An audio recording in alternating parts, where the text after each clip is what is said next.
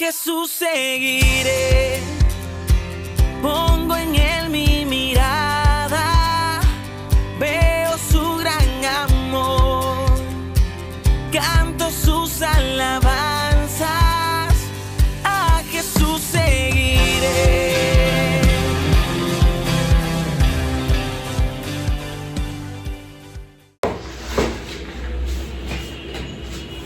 Buenos días, hermanos, ¿cómo están? Hoy sábado 28 de agosto nos volvemos a encontrar para poder compartir una vez más el TCD, la palabra del Señor, y seguimos en el libro de Jueces 10, del 10 al 18, y en el TCD tiene por título Misericordia al arrepentimiento, y vamos a orar para entregar este tiempo al Señor.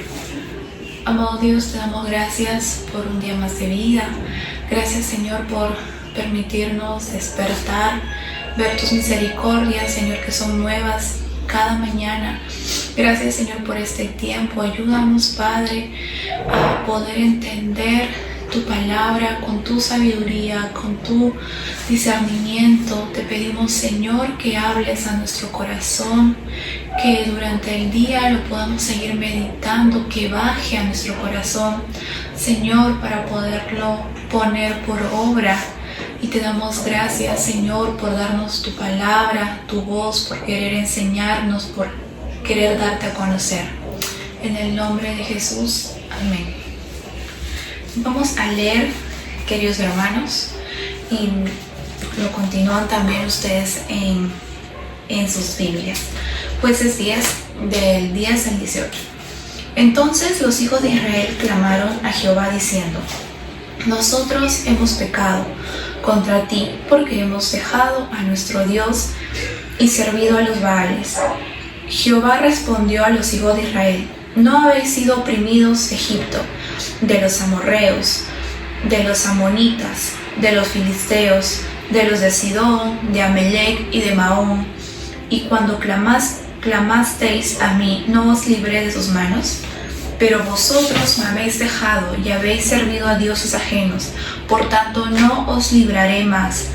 Andad y clamad a los dioses que habéis elegido, que ellos os libren en el tiempo de vuestra aflicción.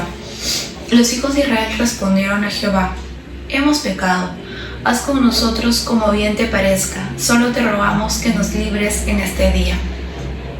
Quitaron pues de en medio de ellos los dioses ajenos y sirvieron a Jehová, y él se angustió a causa de la aflicción de Israel. Entonces se juntaron los hijos de Amón y acamparon en Galaad, y juntaron asimismo los hijos de Israel y acamparon en Mizpa. Y los príncipes del pueblo de Galaad se dijeron unos a otros: ¿quién comenzará la batalla contra los hijos de Amón? El que lo haga será el caudillo de todos los que habitan en Galaad. Amén. Y bueno, acá es la continuación, ¿no? Que en el día de ayer hemos visto que pues el Señor entrega a Israel en las manos de los filisteos. Entonces, a raíz de esta opresión por 18 años bajo los filisteos, esta opresión, este quebranto, que el Señor los entrega debido a sus múltiples recaídas en el pecado, en la idolatría, en dejar al Señor. Empieza con el versículo 10 diciendo que Israel clamó al Señor, ¿no? Y empieza reconociendo que han pecado contra el Señor, porque dice: nosotros hemos pecado contra ti, porque hemos dejado a nuestro Dios y servido a Baales. Pero esto es un patrón, ¿no? Un patrón en Israel que más adelante en el versículo 11 el Señor menciona: pero me dijiste lo mismo cuando te saqué de Egipto, cuando te libré de los amorreos, de los amonitas, de los filisteos, de los de Sidón, de Amelec y de Maón. 7 veces.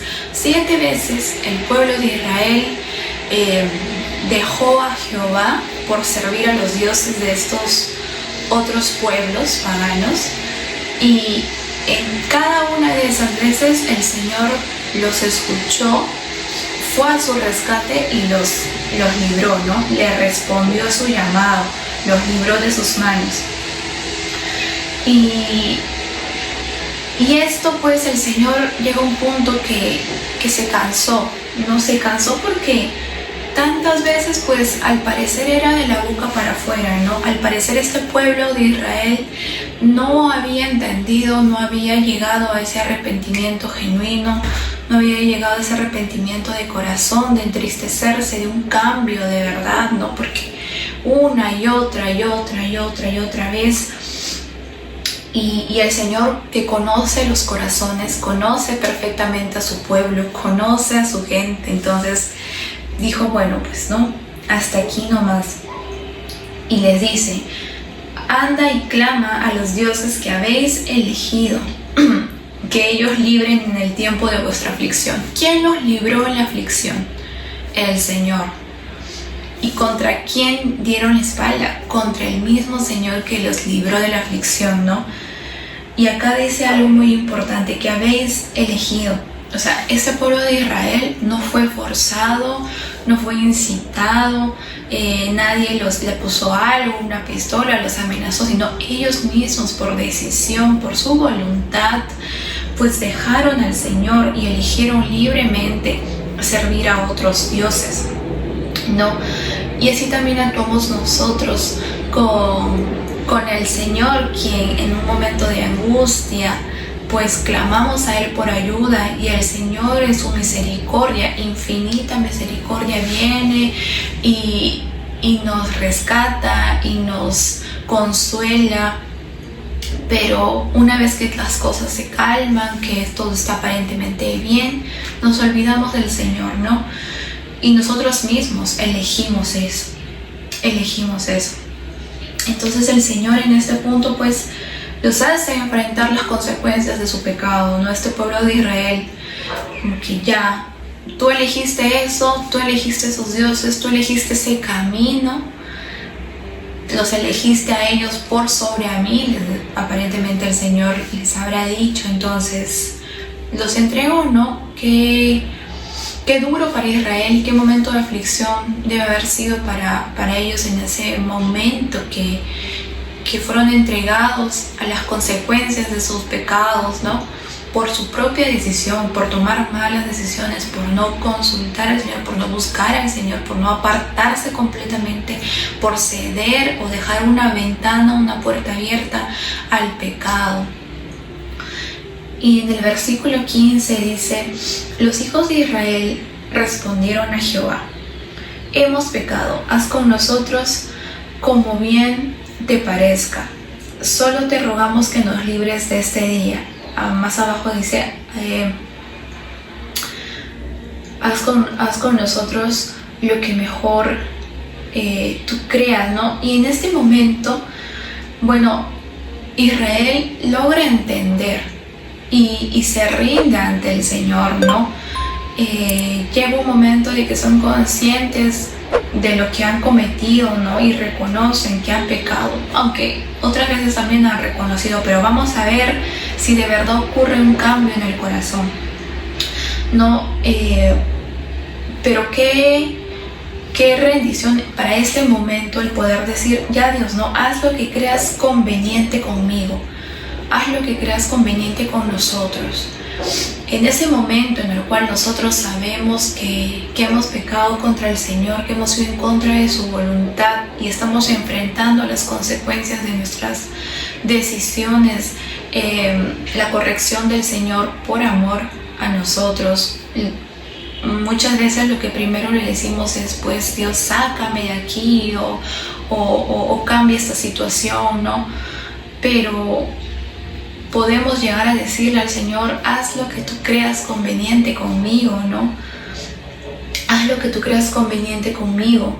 Es una rendición total, ¿no? Dios, yo sé que hice esto mal, te pido perdón y sé que tu corrección es para mi bien, no sé que donde tú me pongas, lo que tú hagas conmigo, pues va a ser mucho mejor de lo que yo esté decidiendo hacer.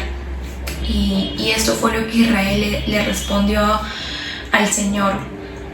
Y no solamente pues le respondieron, sino también tomaron acciones, ¿no? Dice que quitaron de en medio de ellos los dioses ajenos y sirvieron a Jehová. Y acá hay algo muy impactante. Y él se angustió a causa de la aflicción de Israel. Y el Señor ya no pudo soportar que los israelitas siguieran sufriendo, ¿no? Tomaron actitudes, acciones para remediar lo que habían cometido, ¿no? No solamente era algo de la boca para afuera, al parecer. Pero lo que más impacta acá es que el Señor siente la aflicción de Israel. Cuánta compasión, cuánta misericordia el Señor les extiende, ¿no? Dice que ya no pudo soportar que ellos siguieran sufriendo. Estaba sintiendo el sufrimiento de su pueblo, de sus hijos, estaba sintiendo su dolor. Y no es que el Señor se haya deleitado en verlos sufrir o en verlos oprimidos, pero Él sabía que esto los iba a llevar a un verdadero arrepentimiento y a buscar al Señor por amor, no por las consecuencias, sino por quién es Él. Es así como un padre también, ¿no? Veas cuando corrige a su hijo, cuando nos han corregido en algún momento. No creo que nuestros papás los hayan hecho, o si son padres lo hayan hecho pues gozosos así, ¿no? Que ahora sí te estoy corrigiendo y por dentro estén riéndose, ¿no? Disfrutando ver a sus hijos tristes, no por algún castigo, por el contrario, también hay un dolor en el corazón. Igual el Señor, ¿no? Cuánto más el Señor que le dolía ver sufrir a sus hijos, ver pasar todo lo que estaba pasando, porque Dios es un Padre amoroso. Dios es amor, ¿no? Y su naturaleza es amar, pero también es un Dios de justicia, ¿no? Es un Dios de justicia y Él, al que ama, corrige. Y Él estaba corrigiendo a Israel una vez más, porque pues Él los pudo haber dejado así, ¿no? Y ya ni siquiera escuchado ni nada, pero el Señor los vuelve a escuchar, ¿no? Vuelve a sentir su aflicción, su angustia por sus hijos. El Señor se entristece al vernos en nuestras miserias, de nuestros pecados que nosotros mismos cometemos, ¿no? Siente los sufrimientos de su pueblo en ese momento, al igual que siente el Señor nuestros sufrimientos, ¿no? Siente cuando nosotros clamamos a Él con un corazón quebrantado, pidiendo su ayuda, pidiendo su consuelo. Y Él, en un Padre todo amoroso, pues viene y nos consuela y nos perdona, y el Espíritu Santo trabaja en nuestro corazón para dar un fruto de arrepentimiento, ¿no? Hay un arrepentimiento que al parecer durante las primeras 7 veces que Israel clamó al Señor era un arrepentimiento egocéntrico, ¿no? Y vamos a ver si continúa con un arrepentimiento egocéntrico, un arrepentimiento que solo se preocupa por ellos, ¿no?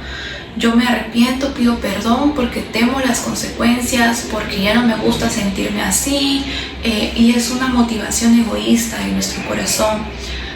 Pero cuando ese arrepentimiento pues cambia, un arrepentimiento cristocéntrico, porque de verdad reconozco que he fallado a Dios, reconozco que no he hecho nada para agradarle al Señor y no merezco en realidad el perdón de Dios, pero voy porque ahora sí quiero cambiar, ahora sí tengo ese deseo de cambiar en mi corazón que Dios pone, que Dios mismo pone. Hasta de eso dependemos del Señor, ¿no? Que Él mismo pone en nuestro corazón para ir a buscarlo, para arrepentirnos, para de verdad cambiar con la ayuda del Espíritu Santo, dar frutos dignos de arrepentimiento. Este pueblo de Israel somos nosotros con nuestras luchas con el pecado, ¿no? Todos tenemos luchas con el pecado, pero Dios nos ha dado a Cristo para librarnos de la esclavitud del pecado y para poder andar en la libertad, ¿no? Ya no dar círculos viciosos o caer en lo mismo, es difícil, pero tenemos que ponerle nuestra parte con la ayuda del Espíritu Santo, clamar al Señor para que Él nos dé un nuevo corazón, para que Él cambie nuestro corazón, que cree un espíritu recto delante de Él, ¿no? Vivifique nuestra alma. ¿A quién recurrimos cuando el pecado nos ha alcanzado, ¿no? Cuando hemos fallado al Señor? ¿Quién es nuestra fuente de esperanza? ¿Quién es nuestra fuente de salvación? Si por el contrario huimos de la presencia del Señor o tenemos autocompasión por nosotros, nos alejamos, o por el contrario buscamos a Cristo, sabemos que Él es la fuente de nuestra salvación, nuestra esperanza, que gracias a Cristo tenemos el acceso al trono de la gracia y podemos acercarnos a Dios. Entonces Dios le dice a Israel, no hay, como en Isaías 45, 21, 22, el Señor le dice a Israel, no hay más Dios que yo, Dios justo y salvador, ningún otro fuera de mí. Mirad a mí y sed salvos todos los términos de la tierra, porque yo soy Dios y no hay más, ¿no? Dios les hace recordar en Isaías a Israel que solamente Él es Dios, ¿no? Que cualquier otro Dios que ellos hayan podido adorar y temer y buscar antes, no se comparan con Dios, no hay Dios más que yo, Dios justo, porque Dios obra con justicia, y Salvador, Dios salva, Dios nos salva con Jesucristo. Y no hay otro fuera de mí. Y eso es lo que el Señor quiere enseñarnos en este día, ¿no? Que no hay nadie más fuera de Él, no hay nadie más importante fuera de Dios. No hay ningún otro Dios que se pueda levantar, que se pueda comparar con el Señor, y cualquier otra cosa o persona que ocupe el lugar del Señor en nuestro corazón, pues es un ídolo, ¿no? Que nosotros levantamos. En el TCD hay una pregunta: ¿de qué debo arrepentirme de corazón y pedir perdón a Dios? ¿No? Siempre hay algo que quizás nosotros estamos repitiendo y tenemos un arrepentimiento, pues un remordimiento, un arrepentimiento egocéntrico. Entonces analicemos, hermanos, cada uno de nosotros en nuestro corazón, que el Espíritu Santo nos ayude a la luz de la palabra, porque la palabra es como un espejo para nosotros. Necesitamos leer la palabra para poder mirarnos y ver nuestra condición delante de Dios, y así el Señor nos va limpiando, nos va purificando, nos va corrigiendo, puliendo, porque nos ama, porque no nos quiere dejar en nuestros delitos y pecados, ¿no? Todos los días necesitamos venir delante del Señor a arrepentirnos, y a arrepentirnos de corazón, porque estamos siendo transformados a la imagen de Cristo, y porque podemos vivir una vida conforme le agrada a Dios gracias a Cristo y al Espíritu Santo que ya mora en cada uno de nosotros. Entonces el pecado no tiene poder sobre cada uno de nosotros. Y pidámosle todos los días al Señor, pues, que nos ayude con su palabra. Y vamos a orar, hermanos, para poder entregar este tiempo al Señor, agradeciéndole su infinito amor con nosotros y por querer darse a conocer.